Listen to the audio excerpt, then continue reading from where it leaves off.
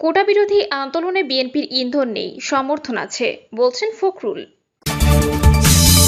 এদিকে কোটা আন্দোলনের উপর ভর করেছে বিএনপি ও সমমনারা, বলছেন কাদের।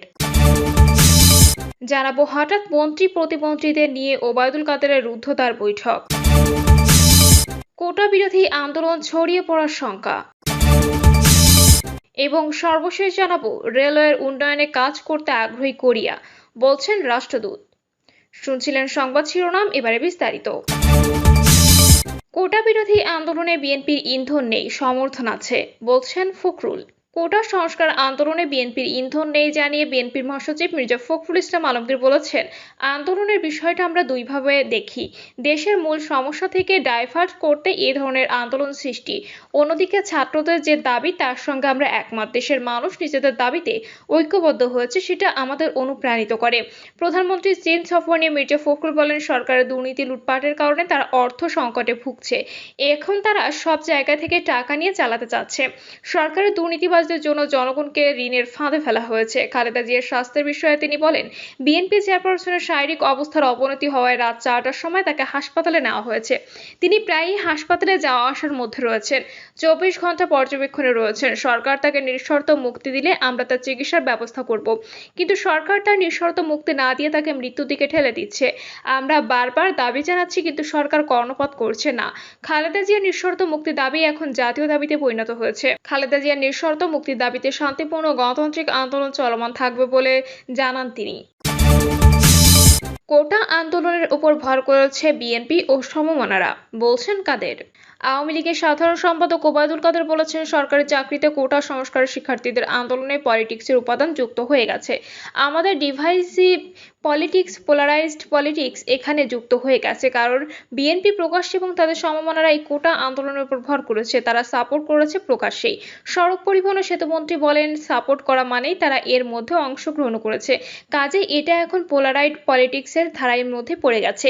এটার পলিটিক্যাল কালার নতুন করে বলার আর অপেক্ষা রাখেন। ওবায়দুল কাদের বলেন, এখানে কারা কারা যুক্ত আছে, কোনো ষড়যন্ত্রের অংশ কিনা সেটা এর মধ্যে বোঝা যাবে। এই গতিধারায় সবকিছু সময়ের পরিবর্তনে পরিষ্কার হয়ে যাবে, কোনো কিছুই গোপন করা সম্ভব হবে না। সেটা আমরা গভীরভাবে পর্যবেক্ষণ করছি। দলীয় সূত্র মতে হঠাৎ করে বৈঠকটির আয়োজন করে আওয়ামী লীগ। বৈঠকে শিক্ষার্থীদের কোটা আন্দোলন গভীরভাবে পর্যবেক্ষণ, আইনগত দিক ও করণীয় সম্পর্কে আলোচনা হতে পারে। হঠাৎ মন্ত্রী প্রতিমন্ত্রীদের নিয়ে ওবায়দুল কাদেরের রুদ্ধদ্বার বৈঠক। কোটা বিরোধী আন্দোলন নিয়ে দুপুর 12:30টায় ধানমন্ডিতে আওয়ামী লীগ সভাপতির রাজনৈতিক কার্যালয়ে সংবাদ সম্মেলন করেন ক্ষমতাসীন দলের সাধারণ সম্পাদক ওবায়দুল কাদের।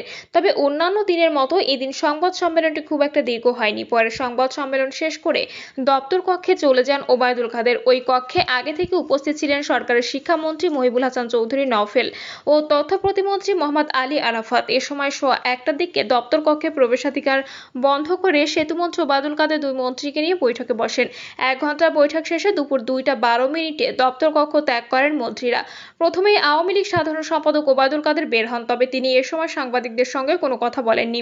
পরে বেরিয়ে আসেন আইনমন্ত্রী আনিসুল হক, তিনিও গণমাধ্যমের সঙ্গে কোনো কথা বলেননি। সূত্রে জানা গেছে, আওয়ামী লীগের সাধারণ সম্পাদক চলমান আন্দোলনের পরিস্থিতি ও করণীয় সম্পর্কে জানতে মন্ত্রীদের ধানমন্ডিতে ডাকেন। সেখানে নতুন করে আন্দোলন দানাবাঁধা, আন্দোলনে বিএনপির সমর্থন দেওয়া, শিক্ষকদের আন্দোলনও একই সময় হওয়া, পরিস্থিতির পর্যালোচনা এবং ইস্যুটি কোন দিকে যেতে পারে এসব বিষয়ে আলোচনা উঠেছে। তবে এ নিয়ে বৈঠকে অংশ নেওয়া কেউ কোনো কথা বলেননি। বৈঠকে আলোচনার বিষয়ে শিক্ষামন্ত্রী মহিবুল হাসান চৌধুরী নওফেলকে সাংবাদিকেরা প্রশ্ন করলে তিনি বলেন, নানা বিষয় নিয়ে আলোচনা করেছি। যে বিষয়গুলো আলোচনা করেছি আসলে সেগুলো নিয়ে এই মুহূর্তে গণমাধ্যমের সঙ্গে আলোচনা করার মতো বিষয় না। কোটা আন্দোলন প্রসঙ্গে এক প্রশ্নের জবাবে নওফেল বলেন, আদালতে যে বিষয়টি বিচারাধীন, আমরা সে বিষয়ে এই মুহূর্তে কোনো মন্তব্য করব না। সেটা আদালতের বিষয়। আমাদের অবস্থান হচ্ছে, যেহেতু আদালতে যে বিষয়টি বিচারাধীন সে বিষয়ে আমরা মন্তব্য করব না, অপেক্ষা করতে হবে। সরকার তো আপিল করেছে, সুতরাং আমি এ বিষয়ে মন্তব্য করব না। তথ্য সম্প্রচার প্রতিমন্ত্রী মোহাম্মদ আলী আরাফাতের কাছে জানতে চাইলে সাংবাদিকদের তিনি বলেন, সামগ্রিক বিষয় নিয়ে আলোচনা হয়েছে, রাজনৈতিক সাংগঠনিক বিষয় নিয়ে কথা হয়েছে। এটা রুটিন একটা বিষয়। কোটা নিয়ে আলোচনা হয়েছে কিনা জানতে চাইলে আলী আরাফাত বলেন, বিভিন্ন বিষয় নিয়ে আলোচনা হয়েছে, নির্দিষ্ট একটা বা দুইটা বিষয় নিয়ে নয়, সামগ্রিক বিষয় নিয়ে আলোচনা হয়েছে। আজকের বসার বিষয়টা আপনারা জেনেছেন, এই বসাটা নিয়মিত। একটা আমরা নিয়মিত বসি বিভিন্ন জায়গায় বসা হয়। এর আগে আজ দুপুরের সংবাদ সম্মেলনে ওবায়দুল কাদের বলেন, আদালত উভয় পক্ষের যুক্তিতর্ক শুনে নিশ্চয়ই একটা চূড়ান্ত রায় প্রদান করবেন। উচ্চ আদালতের রায় না হওয়া পর্যন্ত আমাদের অপেক্ষা করতে হবে এবং কোনো প্রকার উত্তেজনা, রাস্তাঘাট বন্ধ করে মানুষের দুর্ভোগ সৃষ্টি পরিহার করা উচিত। বিশেষত এইচএসসি পরীক্ষার্থী অভিভাবকদের অসুবিধা হয় যে কর্মসূচিতে, সে ধরনের কর্মসূচি পরিহার করা দরকার। কোটা বিরোধী আন্দোলন ছড়িয়ে পড়ার শঙ্কা। সরকারি চাকরিতে কোটা বাতিলের দাবিতে শিক্ষার্থীদের আন্দোলন সারা দেশে ছড়িয়ে পড়তে পারে। এই আন্দোলন ঘিরে অনাকাঙ্ক্ষিত পরিস্থিতি এড়াতে সতর্কতা অবলম্বনের পরামর্শ দেওয়া হয়েছে পুলিশ সদর দপ্তরের পক্ষ থেকে। কোটা বিষয়ে করণীয় ঠিক করতে বেশ কিছু সুপারিশ ও পর্যবেক্ষণ স্বরাষ্ট্র মন্ত্রণালয়ে জমা দিয়েছে পুলিশ সদর দপ্তর। গত ঈদের আগেই এই প্রতিবেদন জমা দেওয়া হয়েছিল। ঈদের ছুটির পর বিশ্ববিদ্যালয় শিক্ষা প্রতিষ্ঠান খোলার পর আন্দোলন কর্মসূচি জোরদার হওয়ার সম্ভাব্যতার বিষয়ে তুলে ধরা হয় প্রতিবেদনে। এতে বলা হয়, 2018 সালে কোটা সংস্কার আন্দোলনের সময় সরকারি দলের কোনো নেতার মন্তব্যে সাধারণ শিক্ষার্থীদের মাঝে ক্ষোভের সৃষ্টি হয়েছিল। শিক্ষার্থীদের যে কোনো ধরনের আন্দোলন একটি স্পর্শকাতর বিষয় হওয়ায় সরকারের দায়িত্বশীল ব্যক্তিবর্গের মন্তব্য প্রদানের ক্ষেত্রে অধিকতর সতর্কতা অবলম্বন প্রয়োজন। প্রতিবেদনে বলা হয়, শিক্ষার্থীরা আন্দোলনের নামে বিশৃঙ্খলা করলে বিভিন্ন শিক্ষা প্রতিষ্ঠানে ছাত্রলীগ বাধা দিতে পারে। এতে উভয় পক্ষে অনাকাঙ্ক্ষিত ঘটনা ঘটার আশঙ্কা রয়েছে। এতে অতীতের মতো দায়ভার ছাত্রলীগের ওপর চাপিয়ে কোটা আন্দোলন তীব্র আকার ধারণ করতে পারে। প্রতিবেদনের সুপারিশ হিসেবে বলা হয়, ঢাকা বিশ্ববিদ্যালয় ক্যাম্পাস ও সন্নিহিত এলাকায় জগন্নাথ বিশ্ববিদ্যালয়, জাহাঙ্গীরনগর বিশ্ববিদ্যালয়, চট্টগ্রাম বিশ্ববিদ্যালয়, রাজশাহী বিশ্ববিদ্যালয় সহ দেশের বড় বড় শিক্ষা প্রতিষ্ঠানে নিরাপত্তামূলক ব্যবস্থা গ্রহণ এবং গোয়েন্দা নজরদারি বৃদ্ধি করা। সরকার বিরোধী চক্র ও স্বার্থান্বেষী মহল যাতে শিক্ষার্থীদের আন্দোলনকে ভিন্ন খাতে প্রবাহিত করার সুযোগ না পারে, সে ব্যাপারে সতর্কতা বাড়ানো। আন্দোলনে নেতৃত্ব দানকারী সহ সরকার বিরোধী ছাত্র সংগঠন, বিশেষ করে ছাত্রদল, ছাত্র শিবির, ছাত্র অধিকার পরিষদ ও বাম ছাত্র সংগঠনের নেতৃবৃন্দের গতিবিধির প্রতি নজরদারি, মুক্তিযুদ্ধ সংসদ সন্তান কমান্ড ও সাধারণ শিক্ষার্থীরা যাতে আন্দোলনে মুখোমুখি অবস্থান না যায় সে ব্যাপারে সতর্কতা বাড়ানো। শিক্ষার্থীদের চলমান আন্দোলনের ব্যাপারে ছাত্রলীগ নেতাকর্মীদের সতর্ক অবস্থা নিশ্চিত করা এবং অনাকাঙ্ক্ষিত ঘটনায় না জড়ানোর জন্য নির্দেশনা প্রদান করা। সড়ক মহাসড়কে প্রতিবন্ধকতা সৃষ্টি করে শিক্ষার্থীদের যে কোনো ধরনের কর্মসূচি পালন রোধ এবং যান চলাচল স্বাভাবিক রাখতে ফোর্স মোতায়েনকৃত ফোর্সের যথাযথ ব্রিফিং এবং যে কোনো ধরনের উস্কানিত সর্বোচ্চ পেশাদারিত্বের সঙ্গে দায়িত্ব পালন নিশ্চিতকরণ। শিক্ষার্থীদের আন্দোলনে বহিরাগতদের অনুপ্রবেশ রোধে নজরদারি বাড়ানো। সামাজিক যোগাযোগ মাধ্যমে অপপ্রচার ও গুজব রোধে সাইবার প্যাট্রোলিং জোরদার এবং সব গোয়েন্দা সংস্থার সমন্বিত নজরদারি বাড়ানো। প্রতিবেদনের পর্যবেক্ষণে বলা হয়, 2018 সালে ঢাকা বিশ্ববিদ্যালয় সহ সারা দেশের শিক্ষার্থীরা সরকারি, আধা সরকারি ও স্বায়ত্তশাসিত প্রতিষ্ঠানের নিয়োগে কোটা ব্যবস্থা সংস্কারের দাবিতে তীব্র আন্দোলন গড়ে তোলে। সে সময় কোটা সংস্কার দাবির আন্দোলনের প্রতি সাধারণ শিক্ষার্থীদের ব্যাপক সমর্থন লক্ষ্য করা যায়।